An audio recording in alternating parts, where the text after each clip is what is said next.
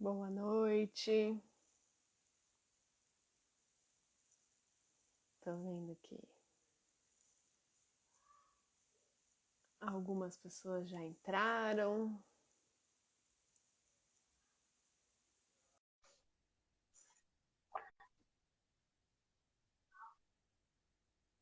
Vamos ver se eu consigo adicionar aqui. Boa noite, Patrícia. Fui pegando flagra.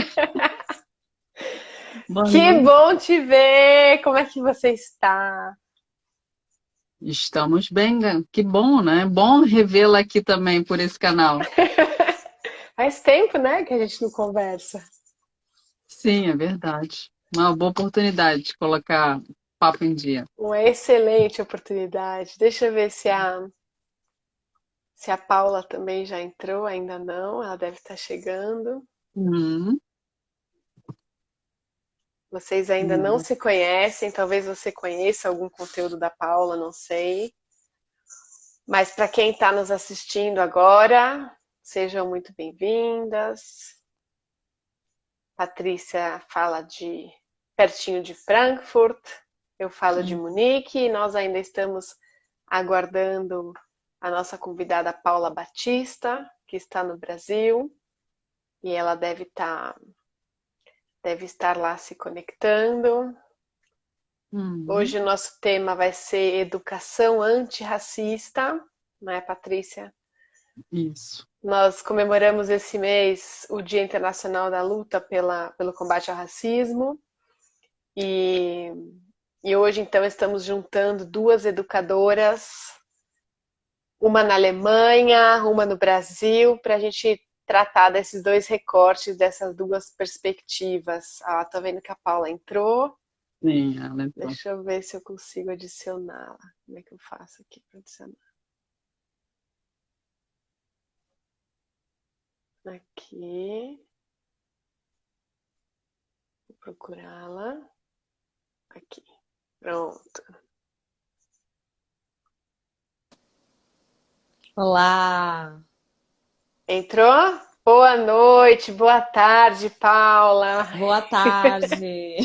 Que alegria ter vocês duas aqui comigo hoje. Os comentários estão ativados, eu nem sei como desativar, mas aí pelo menos eu vejo se tem as perguntas, né? Como é que as pessoas interagem. Paula, seja muito bem-vinda aqui à nossa live hoje sobre educação antirracista. Apresento Patrícia Santos a você, Patrícia Paula, Paula Prazer. Patrícia. Prazer.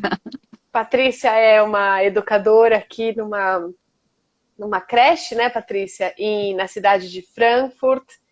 Uhum. E a Paula Patrícia, ela faz alguns trabalhos junto com Carlotas, tem uma parceria e a gente conversa e aprende muito com vocês duas, na verdade. Então, estou muito contente que vocês aceitaram o convite e que a gente hoje vai poder conversar sobre esse tema, educação antirracista.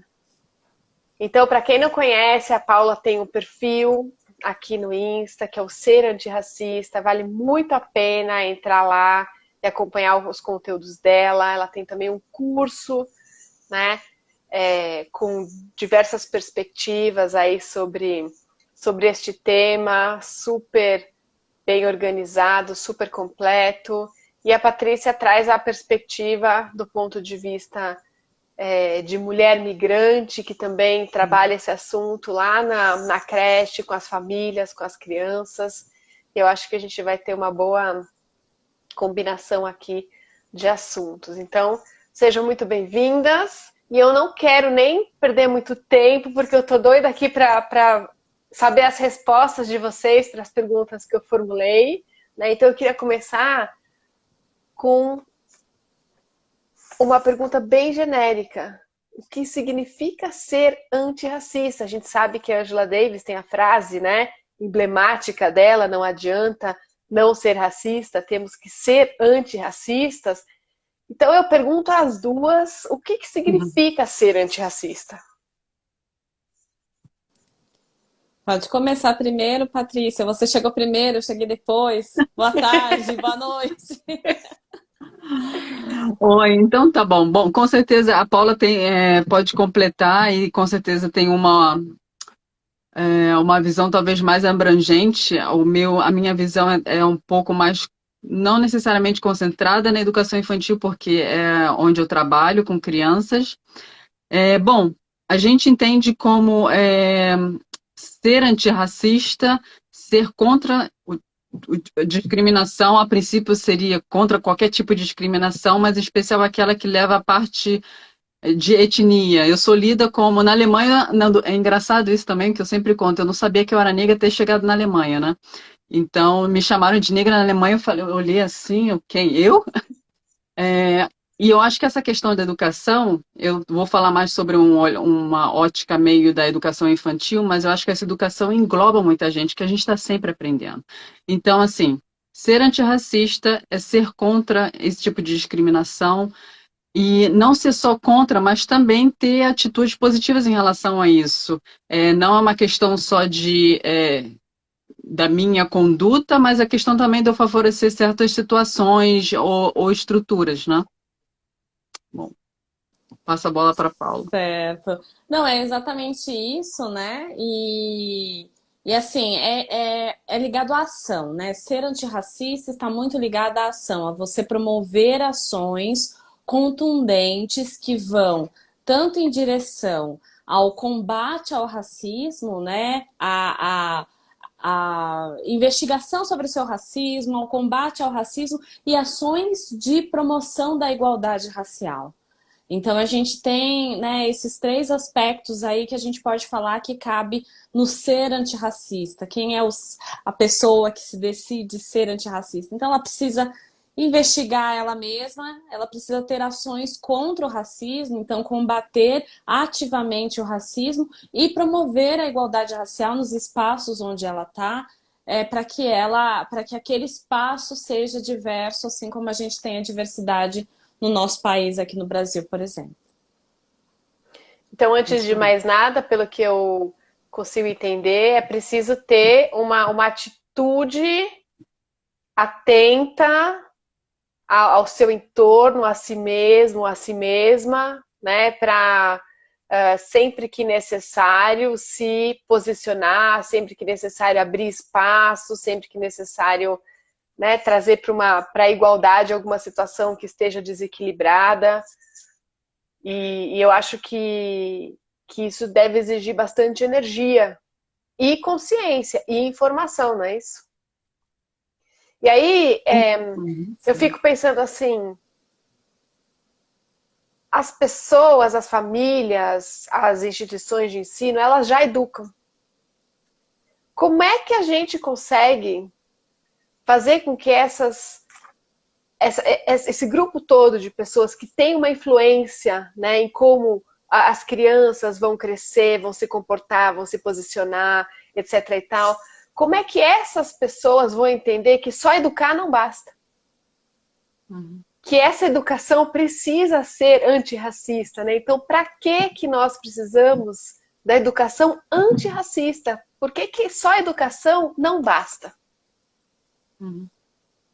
Posso começar dessa vez, Patrícia? Você? Pode, eu só queria colocar um ponto que, às vezes, a gente falando assim, parece que as ações das quais a Paula colocou, mencionou, que são ações vindas de pessoas negras ou BIPOC. E não é essa a questão. A educação antirracista vale para todos, né? Passa a bola, Paula. Sim, exatamente. Eu acho que, pegando aí o que você falou, Carla e a Patrícia também, a gente vive numa realidade em que as pessoas achar que racismo é uma coisa horrorosa basta. Eu acho o racismo horroroso. Eu acho, né, eu amo todas as pessoas, para mim todo mundo. Mas o que a gente viu até hoje é que esse comportamento de achar horrível, de tomar uma atitude não ativa, né, passiva diante deste problema que é grandioso, nos trouxe até aqui, que é de racismo estrutural. né, que a gente vive hoje no nosso país.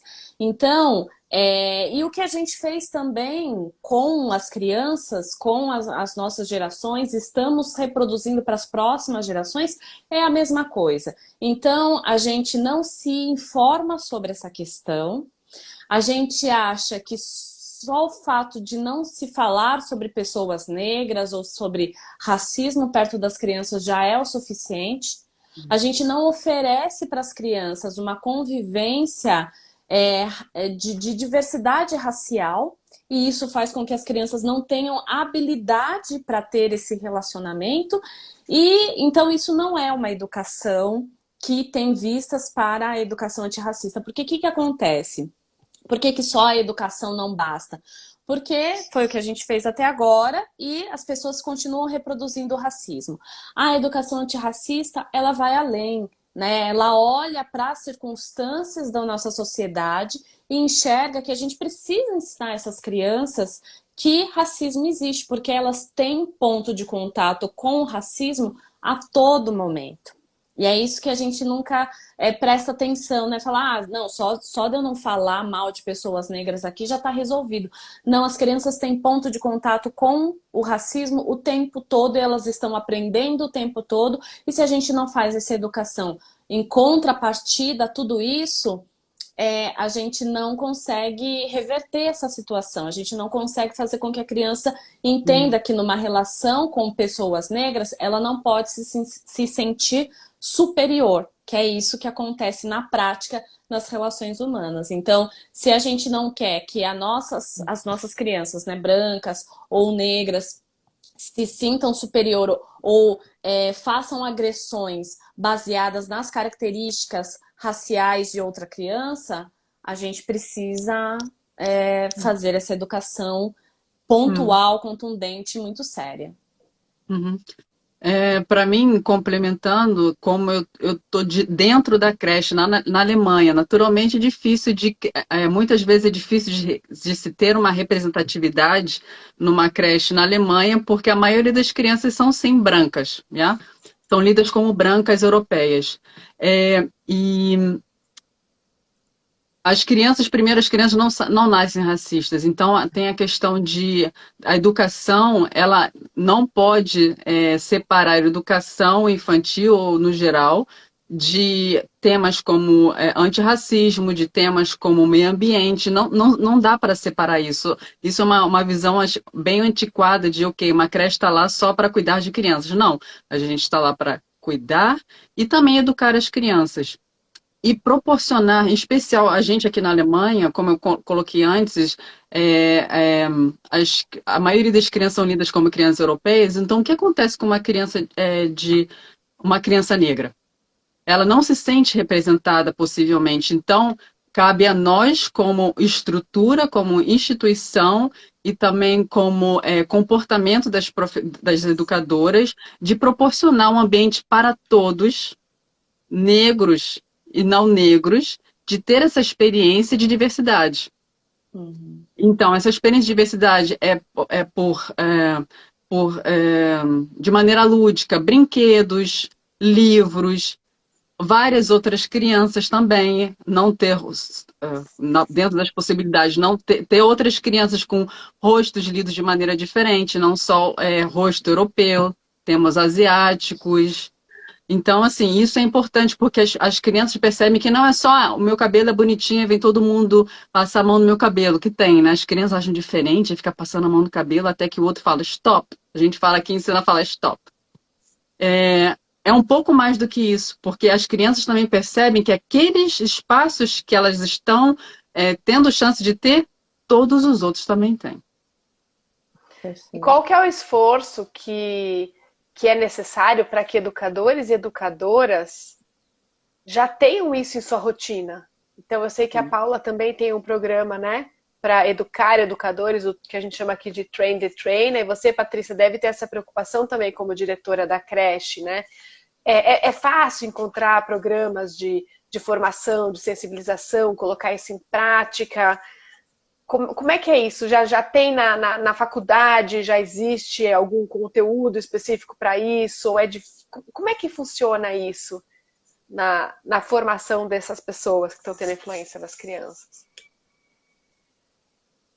Eu posso falar mais da parte alemã, porque eu estudei mais a educação na Alemanha. No Brasil, não. No Brasil eu tive outra formação. Mas eu acho que da parte das estruturas de universitária, parte técnica, eu acho que ainda tem muito a ser feito. Aqui, eu acho que no Brasil existe a expressão de mimimi, aqui também, muitas vezes, é sempre levado para isso. Eu acho interessante porque talvez as pessoas no Brasil pensem, país avançado, com certeza todo mundo tem acesso à instrução e educação, isso não deve ser um tema lá. Mas, infelizmente, é sim, porque muitos deles se sentem... Quando se fala sobre o tema, eles se colocam na defensiva, do tipo, eu não sou racista, eu tenho até amigos negros. Não é essa a questão, não é verdade? Então, assim, eu acho que por parte das estruturas tem muita coisa a ser melhorada, sim. Nós, como temos grande interesse, porque a creche Curumim, que é uma creche que oferece cuidados às crianças em breve, a 6 anos, tem uma instituição por trás preocupada com o assunto que é a Embradiva. A Embradiva faz toda a diferença no Curumim, nessas práticas antirracistas. Então, esse é um ponto. Então, como a Embradiva tem essa grande preocupação, então nós procuramos vários outros caminhos de estudar o assunto. E como nós somos educadoras, a preocupação de estar sempre em autorreflexão e reflexão com os outros é extremamente importante.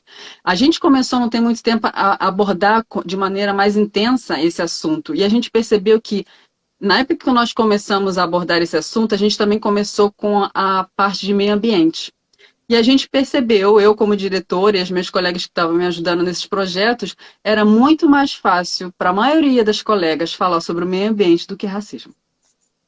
Então, assim, é uma coisa que requer realmente mais esforço, mais reflexão, de colocar em dúvida de tudo que você aprendeu, de repente, muitos de nós na Creche Curumim somos brasileiros, de tudo que a gente escutou, é uma desconstrução muito grande. Isso requer mais esforço do que, talvez, cuidar do meio ambiente. É uma coisa assim, meio... o que a gente vê, é o que eu vejo aqui na prática, né? Entendi. Trazendo aqui um pouco a perspectiva do Brasil, a gente tem uma lei, né? Tem a Lei 10.639, que atualizou para a Lei 11.645, que obriga, né, é obrigatório as escolas terem a prática do ensino da cultura afro-brasileira, indígena, da história da África e tudo mais.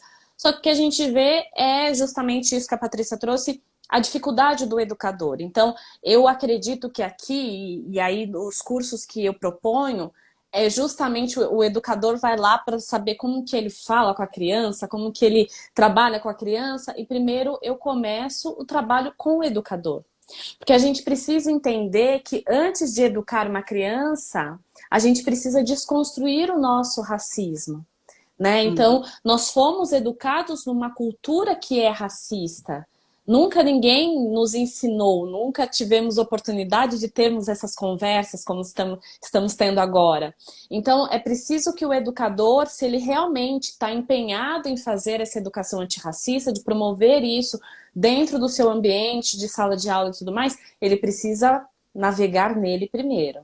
E aí depois que ele entender, desconstruir, saber qual que é a relação que ele tem com a negritude, com o seu racismo e com tudo mais, aí ele pode começar a desenvolver técnicas e conteúdo para trabalhar com as crianças. Porque senão fica uma coisa... E criança percebe, né? Quando a coisa não está internalizada, é só uma coisa empurrada. Então, preciso primeiro fazer o trabalho com o educador. As instituições de ensino, elas estão começando a ter essa preocupação com essa formação do profissional.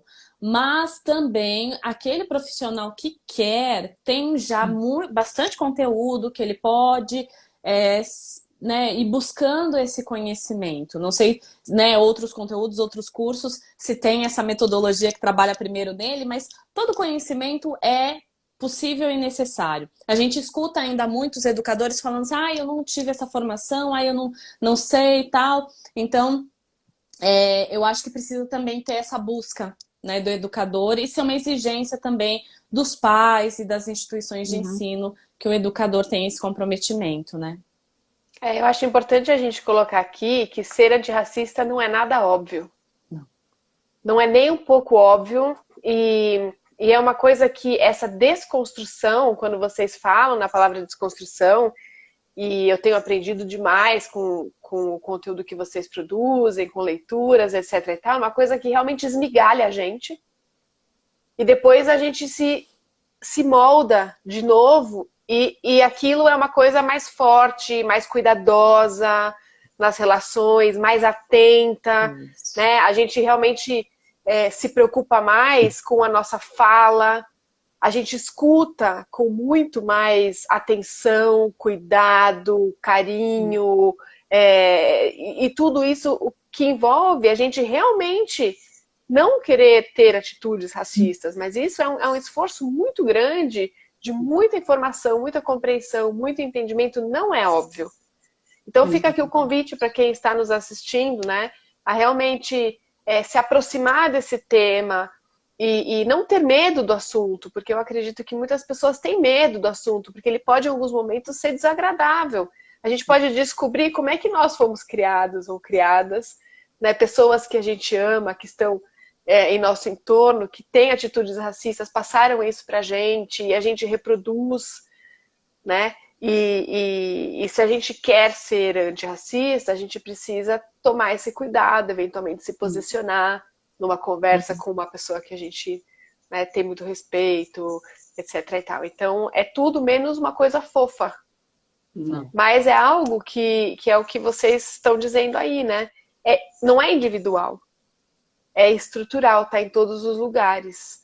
Então, vocês, como educadoras, têm uma função aí bastante relevante nesse processo todo e contínuo, porque não é um curso que eu faço hoje e já sou antirracista. Eu acho que isso também é um ponto importante para todas nós, inclusive aqui que a gente já está dentro do tema, é um aprendizado sempre. Sim. E assim, não adianta eu querer evitar isso. É uma onda, é bom você estar na crista dessa onda, não tem mais retorno. Daqui é só para frente. Então é melhor abraçar todo mundo isso. Então não ficar na defensiva de falar, eu não sou, eu tenho amigos negros, mas não repensar quais são os meus privilégios como branco. A gente sempre fala do ponto de vista da pessoa negra, mas eu, como branco, eu tenho privilégio. Eu provavelmente não vou ser negada numa candidatura a emprego por causa da minha cor. Muito provavelmente ou uma casa, não. Ter acesso ao aluguel. Eu não vou ser empregada porque eu sou loira e tenho olhos azuis. Exato. Né? E a outra questão que eu queria colocar também, ó, eu não quero nem falar muito desse assunto, mas é a questão da gente está falando do racismo estrutural e há pouco tempo teve aí um grande escândalo com o racismo recreativo, né? Na entrega do Oscar, que foi feita a piada de uma mulher negra. E o que eu quero dizer com isso é que, assim, essas brincadeiras, bem ou mal, elas refletem muita coisa. Eu acho que também na nossa postura, na maneira da gente falar, são coisas que a gente também deve estar refletindo. De falar assim, tem jeito melhor de eu falar isso? Eu preciso fazer essa brincadeira sem graça, que eu tô machucando o outro? Ah, mas eu faço assim com meu primo também é negro, ele nunca reclamou de nada. Isso não é desculpa. Essa pergunta, né? É necessário? Preciso, né? Precisa dizer tem isso outras agora. É engraçado para quem? Se não... A fala consciente. Se não é todo mundo que ri, então não é engraçado, né? Eu falo que essa questão de se desculpar... Porque assim, quando você começa nessa trajetória de compreender de verdade, se dispor a compreender o antirracismo, a se engajar nessa luta, a primeira coisa e é um lugar de muita dor, é se descobrir racista. Então não tem como você se engajar numa luta antirracista sem antes olhar para você e dizer, puxa, eu tive comportamentos racistas, sim, né? E convido todos a fazerem essa reflexão, porque quando a pessoa já vem assim, não, eu tô querendo aprender, mas eu já sou antirracista, até eu falo, tá bom, vamos lá, né? Porque É isso. Enquanto você não admite que os seus pais tiveram falas racistas, as pessoas ao seu redor, os professores, a forma de se relacionar e de funcionar uma sociedade te ensinou muito sobre racismo e você aprendeu e você reproduziu, se você não consegue ter a decência de olhar para isso, o passo para ser antirracista fica difícil. Porque é preciso olhar para isso, precisa enxergar, precisa doer. Poxa, aquele momento, aquela vez, talvez eu acho, agora estou tendo certeza, estou compreendendo que eu fui racista. E aí isso ir desconstruindo para, como vocês falaram, ter um olhar atento, porque quando a gente começa a ter esse tipo de comprometimento, a gente começa a enxergar o racismo. E essa é a grande dificuldade, porque o racismo acontece todos os dias, e eu posso dar aqui 50 as coisas que eu vivi já hoje, o dia nem acabou, que foram racistas, só que as pessoas não percebem, né? Então a gente precisa começar a enxergar. E eu acho até que muitas vezes não é nem na atitude agressiva, é no pensamento. É em olhar para as pessoas, né? E olhar para elas e pensar, elas são competentes, né? O que é o racismo no mercado de trabalho? Aqui na Alemanha, que você manda um currículo com a foto. A foto não passa. Não passa por quê? Porque a pessoa bate o olho e já não, nem vai para o segundo passo, que é ler quais são as competências dessa pessoa, porque ela já enxerga a pessoa como alguém não competente, que aí a gente pode falar de colonização, a gente pode falar de tudo isso, não é mesmo? Então esse é um treinamento que é muito simples das pessoas fazerem, isso é autoeducação, inclusive, né? Como é que eu estou pensando, o que eu penso sobre as pessoas ao meu redor? Como é que eu enxergo a mulher aqui na Alemanha que anda, né, com o pano cobrindo sua cabeça, que é um tipo de racismo que a gente vê muito frequente aqui na Alemanha também. Quais foram as informações que eu recebi sobre estas etnias que estão me levando a tomar certas decisões, né? Então já começa para mim no pensar mesmo, no pensar, no julgar.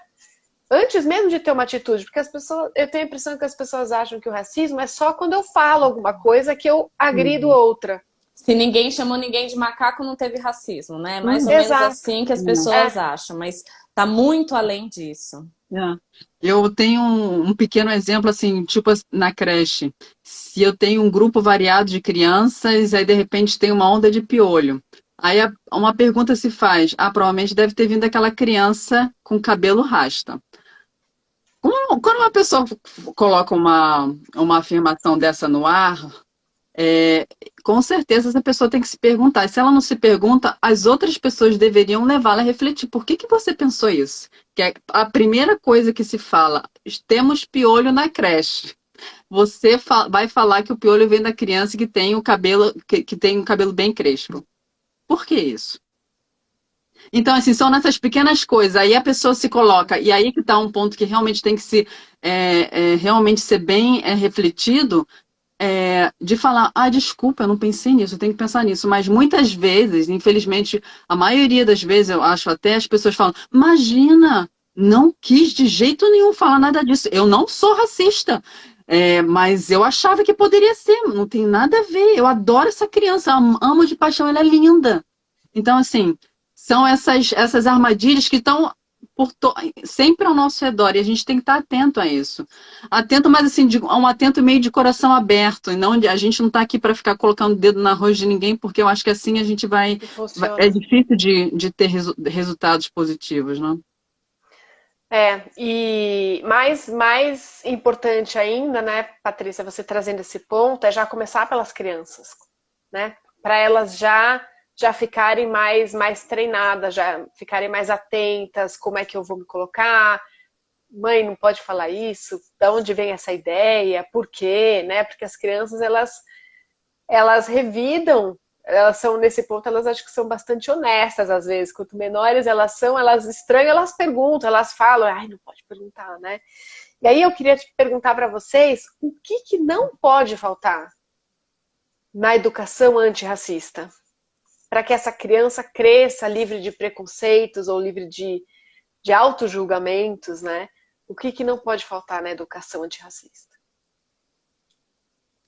Quer começar, Patrícia? Posso? Pode falar, Paula. Tá. Quem está assistindo, pega a caneta e o lápis e faz a listinha aí, gente. Vamos lá, vamos aprender. Olha, eu acho que assim, não existe, pelo menos aqui no Brasil, quando a gente tem o racismo, né, principalmente contra pessoas negras e indígenas, indígenas a gente fica até tem um pouco mais de dificuldade, mas o que não pode faltar é a relação de verdade das famílias com pessoas diversas e pessoas negras. Porque eu não consigo desenvolver a empatia numa pessoa, né, de conviver com as pessoas que são diferentes dela, né, no caso, sem a convivência. Né? Eu conheço, assim, né, muitas pessoas negras, brancas, tal. Pessoas brancas que eu vejo que tem uma sensibilidade maior para entender a dor quando eu falo que sofri racismo, são pessoas que tiveram um relacionamento com pessoas negras próximas.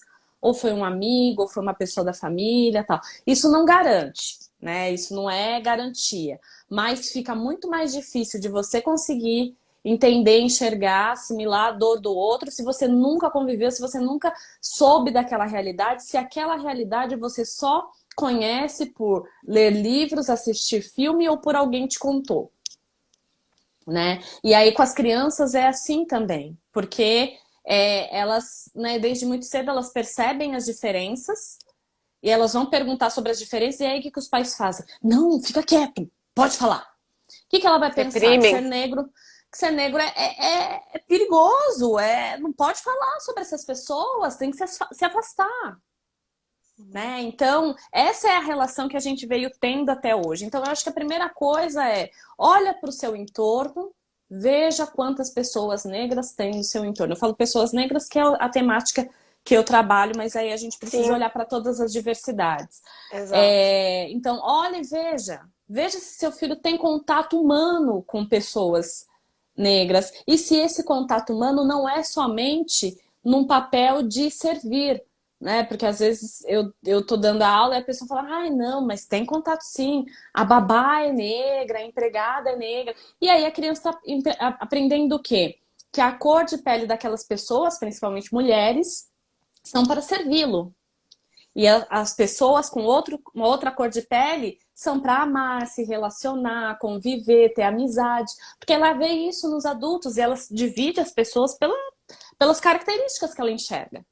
E aí, assim, a gente continua nessa roda de reproduzir o racismo. Então, se relacionem com pessoas que são diferentes de você, que você é diferente delas, para que seja possível criar a empatia para que você comece a entender a dor do outro. E aí, para além disso, né, começar a desconstruir seu próprio racismo, dar referência para as crianças, ter referência, né, na sua própria... Refletir, uma única pergunta só já revela muita coisa. O que significa negritude para você? Quando você olha para, principalmente agora que a gente está no meio dessa confusão, um homem negro, o que isso significa? Imaginem um homem negro na sua frente, o que ele é? Que papel que ele tem? Né? Então, só aí você já começa a mapear o seu racismo e saber por onde você precisa começar a desconstruir. Sim. Bom, a Paula já falou bastante coisa, né? É difícil agora complementar.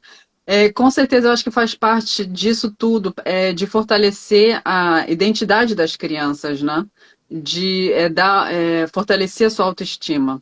Isso com certeza faz parte, como a Paula falou, de possibilitar a equidade de chances que as crianças se vejam em mesmas situações e não nessa questão de hierarquia, como a Paula colocou, de ter essas crianças também terem protagonismos. É por isso que a gente, aqui na creche, por exemplo, de ter livros, sim, com princesas negras, um exemplo. Ou livros sobre povos indígenas. Essas etnias todas serem representadas de alguma maneira, mas não de uma maneira exótica. De uma maneira real. Né?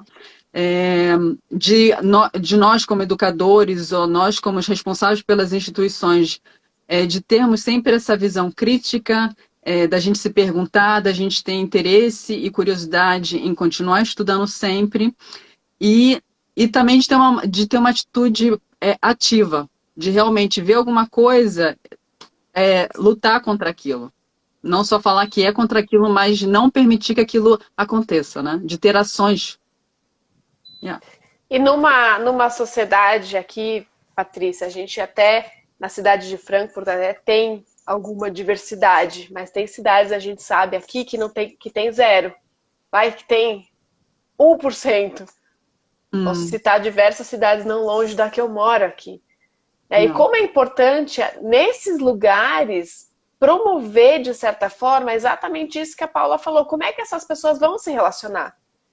Porque uma vez eu escutei um homem falando, isso não é um assunto importante para mim, porque na minha cidade não tem pessoas negras. Por que eu vou ligar para esse assunto? O que me importa se as mulheres, assim, assado, estão sofrendo violência, não sei aonde? Na minha cidade nada disso acontece. Aquela visãozinha restrita de mundo.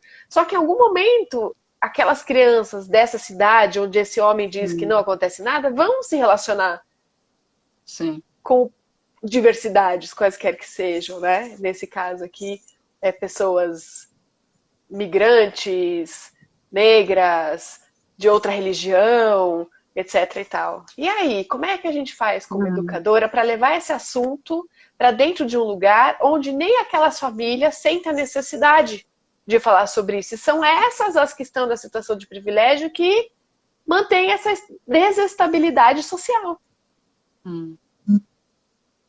Realmente fica um pouquinho mais complicado, porque eu participo como diretora da Creche Curumim de vários outros encontros com outras instituições. E, infelizmente, eu ainda escuto esse tipo de coisa.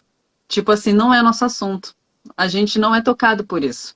E eu acho isso péssimo, para falar a verdade. Então, eu tento sempre vir com a minha visão. Eu achei interessante que essa semana nós tivemos um treinamento sobre inclusão. E a treinadora falou assim, colocou sempre a outra perspectiva. Então, a perspectiva de uma criança com uma criança em cadeira de roda. Por que na creche só tem criança que anda? Eu só quero criança que tenha cadeira de roda. Então, é verdade, né? Então, só para a gente quebrar essa perspectiva, né? Eu achei bem interessante esse exercício. Se eu pudesse colaborar com alguma coisa, não sei, né, como que é a realidade aí, mas eu penso assim, o que eu devolveria como resposta para esse pai, para essa pessoa, né? É o seguinte, você deseja que seu filho seja um cidadão do mundo ou um cidadão da sua cidade? Que ele pense, né, para o mundo, que ele possa crescer para o mundo ou que ele possa crescer apenas da sua cidade? Eu acho que você não é a pessoa que deva escolher isso. Então, ofereça todas as possibilidades para o seu filho, para que ele possa tanto conviver só com a bolha dele, mas que ele, se ele um dia quiser, ele tenha capacidade de se relacionar com o mundo inteiro. Então, eu acho que aí a gente mexe um pouquinho com essa coisa, né? Porque a gente quer o melhor para os nossos filhos.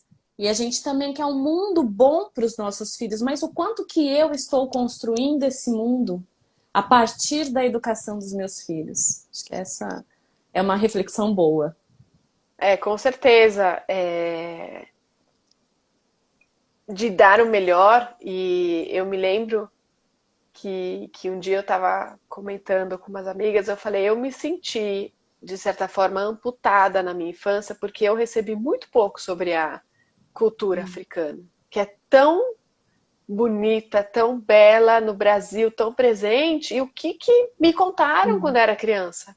Quer dizer, hoje, quando eu escuto, né, falar sobre a diáspora, etc. e tal, eu tenho que fazer um glossário para mim do vocabulário que não me é comum. E eu falo assim, gente, eu cresci num lugar com muitas pessoas que promovem, que vivem essa cultura diariamente, que foi oprimida, que tiveram que fazer isso de forma escondida, mas que é tão grande, tão vasta no Brasil, e não me contaram.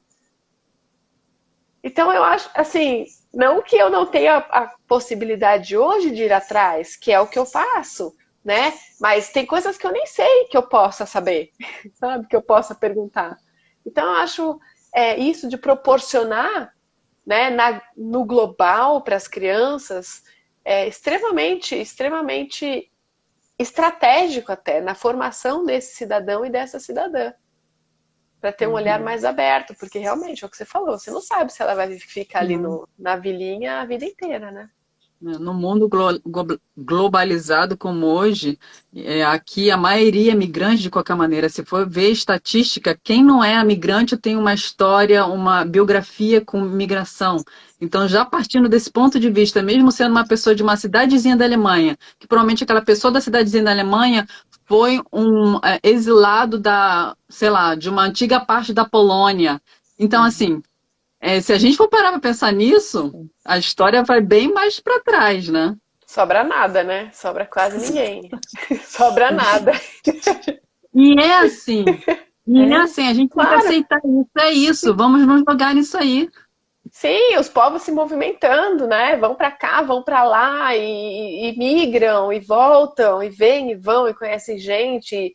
E aí aquilo, né? Ah, eu gosto da comida. Tá, mas e as pessoas que fazem a comida, né? Qual é a cultura delas? O que elas contribuem a mais, né, para o mundo? E não só para você se sentir saciado e achar que teve uma experiência legal e bacana quando viajou, né? Alguma coisa assim. E aí, pensando não só no lado da educação antirracista, né?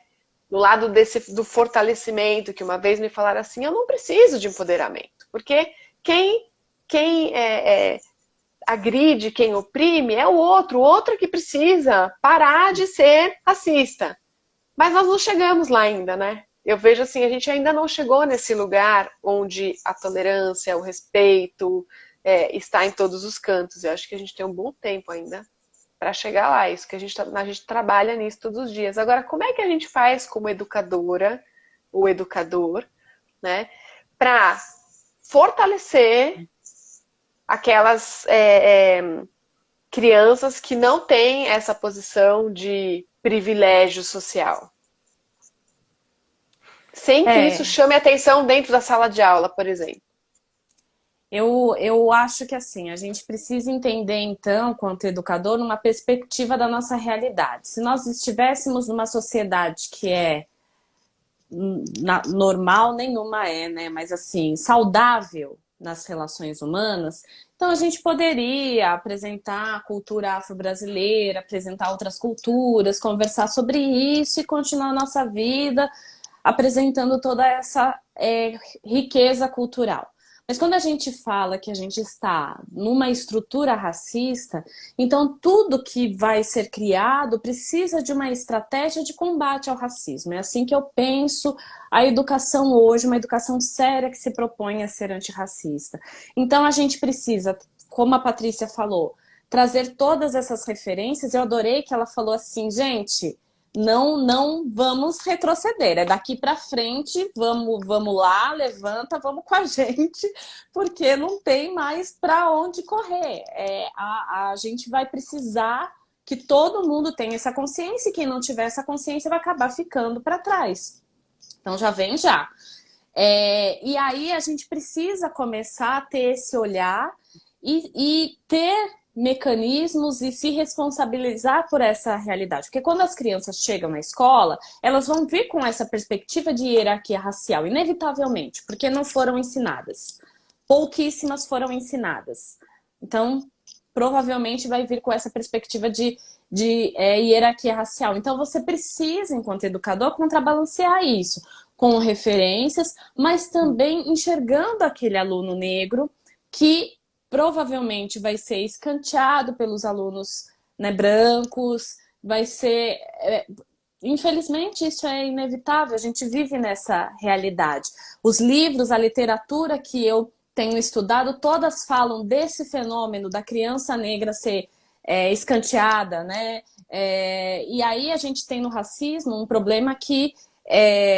a gente tem o bullying, né? Mas o racismo eu vejo que ele é mais perverso, porque Enquanto o bullying é uma violência de crianças contra crianças, perseguição de crianças contra crianças, quando a gente está falando de racismo, a gente tem a coordenação da escola, a direção da escola, os professores, os funcionários da escola, os pais dos colegas e os colegas que podem somar aí nesses agentes de agressões contra os alunos negros. Então, eu falo, o que eu indico para os educadores se atente a esses alunos. Se você puder fazer um reforço positivo para esses alunos, não precisa ser na frente dos outros, das outras crianças, mas chama esse aluno de canto e fala, nossa, elogie esse aluno pelas competências intelectuais deles.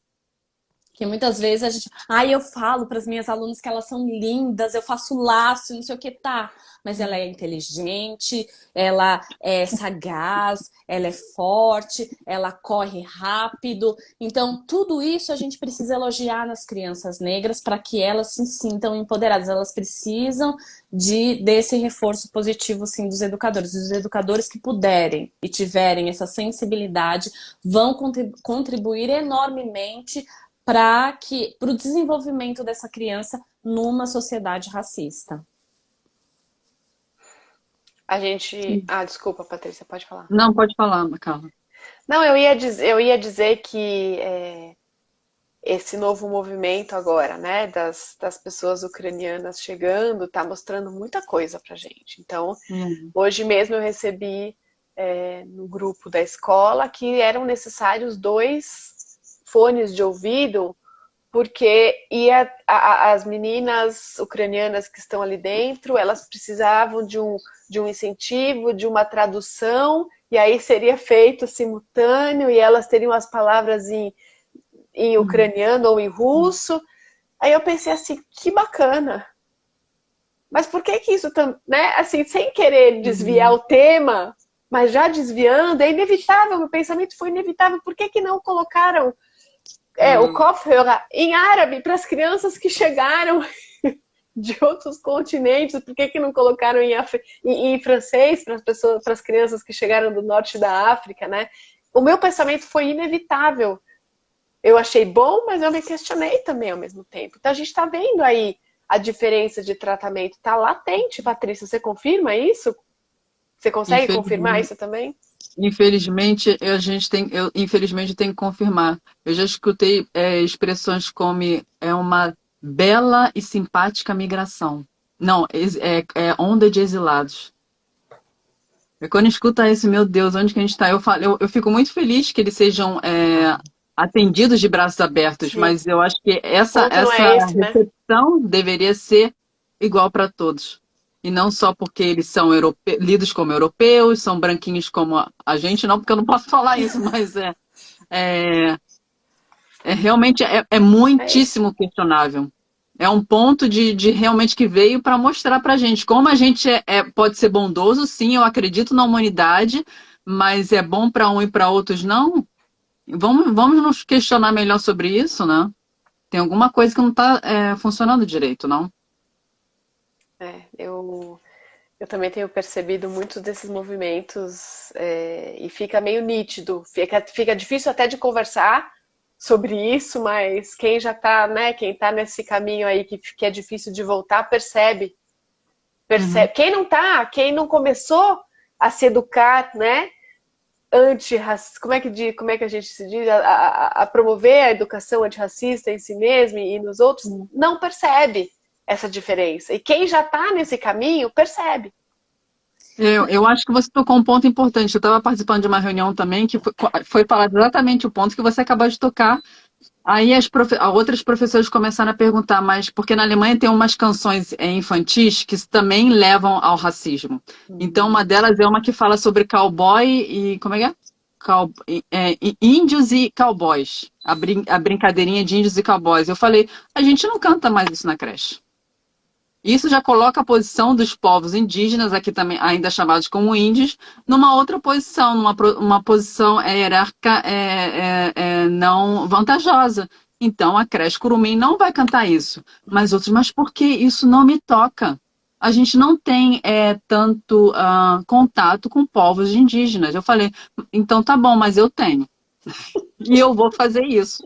Aí a gente tá lá naquele homem lá daquela vilinha, né? Aí a gente entra aqui com essa com o questionamento da Paula, né? Seu filho vai Mas ser, ou filha, né? Global ou local? o que eu acho interessante de colocar só nisso é só realmente reforçar esse convite. Quando a gente faz essas colocações, não, eu não vou cantar essa música, eu acho que não pertence mais a esse tempo. Isso foi coisa do passado, e porque pertencer ao passado não significa que eu tenho que continuá-la perpetuando agora no presente e no futuro. Quando a gente coloca essas coisas, as pessoas não falarem, isso é mimimi, vocês enchem o saco de tudo, não pode fazer nenhuma piada. Eu falei, eu acho que é nessa hora que a pessoa tem que, ok, eu pego essa colocação e vou analisar. E não já se colocar na defensiva, não, é chato, vocês são chatos, não dá para falar mais nada sobre isso. É nesse momento, assim, eu acho que são momentos cruciais, que é realmente para a gente se recolher, ok, pego essa informação e vou trabalhar nela. E não só ficar rebatendo como se eu não fizesse nada de errado. Então, é um convite para todo mundo que está aqui nos assistindo, da gente realmente ficar atento com as nossas colocações, a maneira que a gente fala. Tem vários perfis, eu não sei se a Paula também tem, de algumas palavras que a gente, tipo, não precisa usar Denegrir. denegrir, judiar. Existem outras palavras, o português é tão riquíssimo e lindo, tem outras palavras, a gente não precisa mais falar assim, não é verdade? E agora eu pergunto, então, Paula, como é que a gente incentiva educadores e educadoras que estão ali, né, naquele debate com aqueles pais, com aquelas pessoas que falam, não, mas é cultural, não, mas eu sempre escutei essa música, eu também quero que meu filho escute, não vejo problema nenhum. E a educadora, como é que a gente motiva estas pessoas que estão na linha de frente a continuarem, assim, vai que o teu propósito é bom, você vai colher um fruto muito saboroso disso aí. Não desista, né? Eu falo assim, que é assim, você entra na fila para ser antirracista, ao mesmo tempo você já entrou na fila de educadora.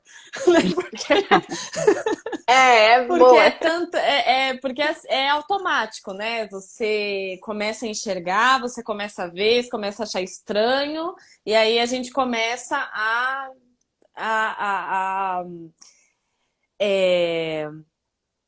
se indispor, né, com essas questões. E eu sempre falo, né, eu sou educadora, então a gente precisa também fazer esse diálogo, como eu digo, né, a gente nunca teve a oportunidade de ter essa conversa. Então agora nós estamos tendo. E aí daqui para lá e de lá para cá precisa ter paciência. A gente ainda vai se chatear muito com pessoas próximas, né, então... Você entrou na fila do antirracismo, você já está entrando ali na fila do educador antirracista também, né? De ajudar as outras pessoas a entenderem, de passar essa informação para frente. Então, a gente precisa ter paciência.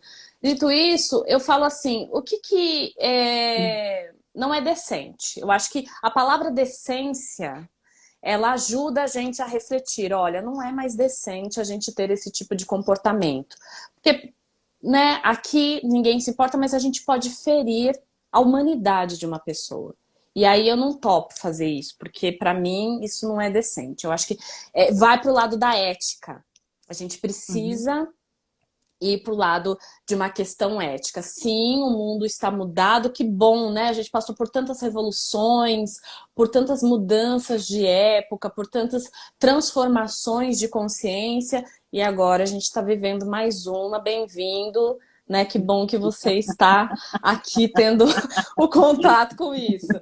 E aí vamos, né, para que a gente possa avançar, para que a gente possa fazer parte dessa nova mentalidade da nossa sociedade, dessa quebra de paradigma, dessa mudança na percepção das relações humanas. A gente não acha mais decente que esse tipo de conteúdo, né, seja colocado e dado para todo mundo. E aí eu digo assim, a gente precisa se preparar porque a geração que está vindo, né, ela já está percebendo isso. Então, por exemplo, eu tenho as minhas enteadas e a gente foi no carnaval, não deste ano que não teve, quando tinha carnaval de rua, sabe? Aquela época. Nós fomos e aí tava tocando aquela marchinha, O Teu Cabelo Não Nega Mulata, sabe? E aí eu falei assim, Ara, presta atenção na letra dessa música. Ela escutou, falou, tia Paula, por que que estão tocando isso? Pede pra parar. Assim, numa indignação que você olhava assim para as outras pessoas, não tinha nenhuma indignação, elas estavam curtindo, pulando com suas perucas de black. Então, assim, essa nova geração que está vindo, ela não está achando mais digno ou decente esse tipo de comportamento. Então, ou a gente realmente toma essa postura enquanto educadores e tal, ou a gente vai ficar, vamos ser educadores obsoletos, né? Vamos ser esquecidos porque nós temos uma consciência que não é atual. Então, eu acho que para o bom, né, do seu emprego no futuro, de jovens que não pensam mais como a gente, isso não é mais decente. Né? Então, a gente pode falar de decência, a gente pode falar de ética, a gente pode falar de respeito humano e tal. Vão continuar os mimimis? Vão continuar. E aí a gente também tem que escolher quem tá com a gente na luta. E essas manifestações são ótimas para a gente saber quem é que está na luta com a gente. Porque daí você abraça quem está na luta e fala, ó, né, fica aí, tudo bem, uma hora, né, sei lá que lado que você vai. A polarização que a gente tem na nossa sociedade hoje, ela ajuda muito a gente saber quem é que está com a gente. Né? Infelizmente, não é um lado, não sei se positivo, não sei se tem lados positivos dessa polarização, mas pelo menos a gente consegue perceber quem está com a gente, quem tem o mesmo pensamento. Não estou falando de questões de política, né? De quem eu vou votar ou não, mas a gente sabe quem é que se dispõe a ser antirracista, a não ser machista, a não ser capacitista, né? A não ser homofóbico. Então, e aí, o que é muito importante também para todas as pessoas? Se posicionar. Né? Então, enquanto tem a galera que vai falar mimimi, você precisa se posicionar e falar, olha, eu concordo com ela. Então, as pessoas que se levantam para mostrar as suas ideias são excepcionais, são muito importantes, mas aquele que vem junto e fala, eu concordo com você, parabéns pela sua fala, em público, para todo mundo ouvir, é muito importante, para todo mundo ouvir, saber que não somos poucos. Uhum. Não falar ou se ficar neutro também é um posicionamento, né? Não esqueçam disso. Eu acho legal que a Paula colocou assim,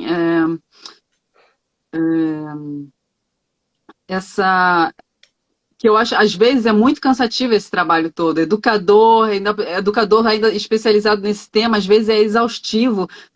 Tá sempre se explicando. Eu acho um livro legal da Grada Quilomba, que ela fala conta sobre a experiência dela, que ela fala, eu não tô aqui para ficar explicando nada para ninguém. Essa aqui é meu limite, não pisem dentro do meu espaço. Aqui é o meu cercadinho, não pisem aqui dentro, porque se pisar aqui dentro, aí sim que eu viro leoa. Mas às vezes realmente é cansativo, então da gente focar talvez uma estratégia de sobrevivência e de resistência, de focar em quem a gente sabe que pode contar. Porque assim, a gente vai aumentando os nossos grupos e daqui a pouco os outros é que são a minoria, né? Exatamente. Muito bom. Para a gente finalizar aqui, acho que a gente tem mais alguns minutinhos só. Devem se proibir palavras ou não? Isso é um tema aqui na Alemanha. A proibição de coisas é um negócio assim que ninguém quer proibir coisa nenhuma e tem coisas absurdas acontecendo. Então, assim, a gente deve chegar numa escola e falar assim, é proibido dizer X, Y, Z. Sim ou não? O que você acha, Patrícia? Ou não tem nada formulado ainda na cabeça de vocês sobre isso? A Patrícia já disse algumas coisas. Peguei pesado. Eu vou trazer e aí ela vê se ela concorda comigo. Veja se você concorda comigo, Patrícia. Assim, eu acho que faz parte dessa nova mentalidade. Então, assim, se você utilizar uma palavra denegrir no meio de uma frase, eu vou fazer assim, sabe? Eu vou falar, poxa vida, mas não precisava disso, sabe? né, vou pensar aqui e tal, talvez eu nem fale nada para você, a não ser que eu esteja no papel de educadora, aí eu vou falar, a gente não usa mais, né, troca tal. Agora, o que eu acho que é importante a gente saber? Utilizando ou não essas palavras, as pessoas são racistas. Então, a gente precisa tomar muito cuidado para não achar que ser antirracista é só não utilizar essas palavras. Ser antirracista é só não falar denegrir, tá tudo certo, o resto a gente bora pra frente. Porque uma pessoa pode ser...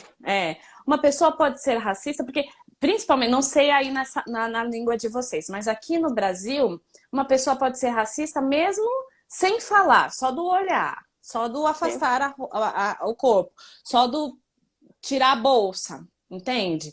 Ela pode ser racista usando a palavra certa. Né? Vou usar aqui a palavra, né? E aí eu utilizo outra palavra, vou chamar você de preta, né? Porque você não sei o quê. Entende? Então, é muito complicado isso num país que a gente tem o deboche como algo dado, por exemplo, né? Então, a gente precisa tomar cuidado, mas eu acho que faz parte dessa... A língua é algo vivo e está sempre em construção, desconstrução, e a gente pode trabalhar com isso, mas a gente precisa ficar muito atento para não virar só isso, a luta antirracista. Para que a gente possa entender que uma pessoa pode ser racista na entonação da palavra. Mesmo proibindo. Mesmo proibindo. Nós tivemos aqui nas últimas eleições, tinha uns cartazes na rua que diziam assim: por mais polícia nas fronteiras do que dentro dos supermercados. E eu escrevi para o departamento antidiscriminação, que existe aqui, o departamento federal, tirei foto, porque isso vale, Lombardi? Pode estar na rua um cartaz desses, porque muitas pessoas se sentiram atingidas com aquilo. Claro. E aí veio todo um blá blá que para a promoção da democracia, que pode falar, as pessoas podem responder, mas não podia pichar o cartaz porque isso é um bem daquele partido. Então era nesse sentido também o que as pessoas que realmente são discriminadas e são obrigadas a engolir, né? É bem sério, mas isso a gente acha que não tem resposta para aqui hoje, mas fica no pensamento. Assim. Mas deixa a Patrícia ver se ela concorda comigo, se ela discorda, Vai, Patrícia. Não, eu concordo. Democracia eu acho que é um bem maior que deve ser guardado. A gente não tem ainda não foi criado um sistema melhor do que a democracia. Então, quando se vem com proibições nesse nível, eu acho que talvez possa ser um tiro pela culatra. Eu acho que o melhor do que talvez realmente proibição seja informação, sensibilização, diálogo. Eu acho que eu preferia ir para essa vertente do que ir para a vertente de proibição logo. Eu sei que na Alemanha tem umas palavras sim, mas tem uma questão histórica de não se usar determinadas palavras para pessoas negras, por exemplo, o que eu acho que no meu ponto de vista é pertinente, porque eu também não vou chamar uma pessoa de nazista, um alemão de nazista. Isso também não pode. Então, assim, tem certos termos que realmente é como a Paula colocou, indecente. Então, eu acho que esses termos indecentes, a gente realmente não dá para, não tem muita tolerância em relação a eles. Mas a questão de proibição, eu prefiro outros instrumentos, outras estratégias antes de proibição. Vamos trocar a proibição por educação. Boa, sensibilização, conversa, diálogo, né? Explicar por que não pode, que dá trabalho. E é o trabalho que vocês estão fazendo brilhantemente. Então, assim, antes que o Insta mande a gente para fora, eu queria agradecer enormemente essa conversa super gostosa, essa visão que vocês duas trouxeram, as informações. Patrícia, obrigada pelo seu tempo. Paula, obrigada pelo seu tempo de coração. E continuem aí, né, sensibilizando, educando, dialogando, escutando coisas e pontuando quando for possível e quando for necessário, principalmente.